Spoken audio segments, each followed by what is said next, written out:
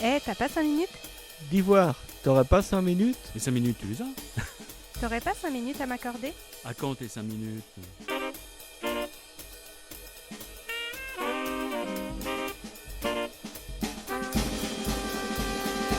Mais en fait, t'as pas 5 minutes, c'est quoi? C'est une mission mensuelle qui va te prendre moins de 5 minutes Juste le temps d'une discussion. Entre deux portes. pour te partager un sujet qui sort un peu des sentiers battus. Les nouvelles découvertes dans les fonds marins, les sports, les voyages. Et n'importe quoi. Alors rendez-vous chaque premier mardi du mois à 19h.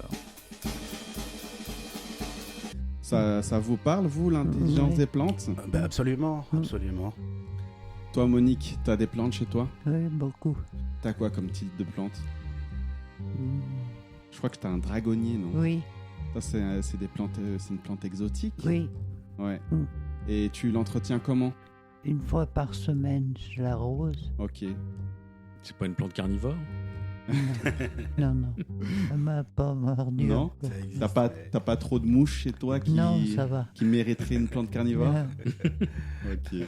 On a vu un documentaire sur Arte sur la capacité des plantes à percevoir l'environnement et à s'adapter. C'est vrai que c'était interpellant, hein?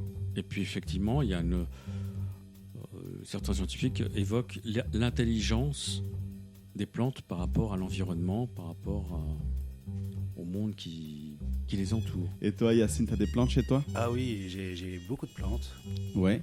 Et effectivement, il y a des plantes chez moi qui sont pas vraiment plantes de l'environnement, c'est-à-dire qu'elles viennent de 4 coins du monde pratiquement, donc de climats différents. Mm. Mais avec ça, on a la possibilité, effectivement, de nos jours, de les avoir dans notre environnement à nous. Quoique ce n'est pas vraiment l'environnement naturel de ces plantes-là. Ce qui nous emmène peut-être à parler un petit peu de la dimension, qu'est-ce qu'on fait justement pour préserver une plante alors qu'elle n'est pas dans son milieu naturel. Le terme a été abordé par Christophe, l'intelligence des plantes. C'est-à-dire que les plantes, elles aussi, il me semble, elles font l'effort d'adaptation avec un climat différent. Mhm. Bon, à partir du moment où on essaye de mettre en disposition un minimum quand même pour le vivre. Alors, tu parles d'intelligence. Est-ce que vous avez déjà parlé à vos plantes, vous? Moi, je leur parle un peu. Tu leur dis quoi? Pousse. Pousse! Vite, sinon je te coupe! Sinon, je t'arrose plus. C'est un petit peu du chantage, ça. Oui. Et vous connaissez le test de Pavlov, ça vous dit Oui. quelque chose? Bien sûr. Pavlov, Avec le chien. Bien sûr, Ah oui, chien de oui. Pavlov.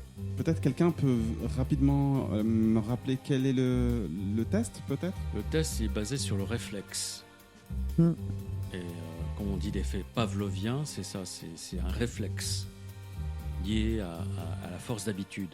Suite à ça, on a essayé de faire ce test-là, de mettre un Mimosa butica. Vous savez, c'est ces plantes, Oui. on touche leurs feuilles et elles se referment. Oui, Mm. oui, oui. C'est vrai. Et ils ont essayé de faire un test, le même test que sur le chien, sauf que à la place de la clochette, donc ils ont mis une lumière et ils ont touché la feuille en même temps que la lumière. Et au bout de quelques essais, il suffisait simplement d'allumer la lumière et la feuille se refermait toute seule. Marrant, hein? C'est ça. Il y a une différence entre chien et une plante quand même. C'est C'est sur sûr, l'échelle c'est du sûr. vivant. Bah justement, est-ce qu'on peut parler d'intelligence, Absolument. de conscience? Ouais. Ça, c'est la grande C'est question. la grande question. Bah, moi, j'ai envie de poser la question justement aux auditeurs, à Mhm. ceux qui nous écoutent. Est-ce que ça vous donne envie de creuser, de chercher? Est-ce que cette intelligence va vers jusque dans la conscience? En tout cas, je te laisse, je te dis à très bientôt. Ciao tout le monde! Ciao. Ciao.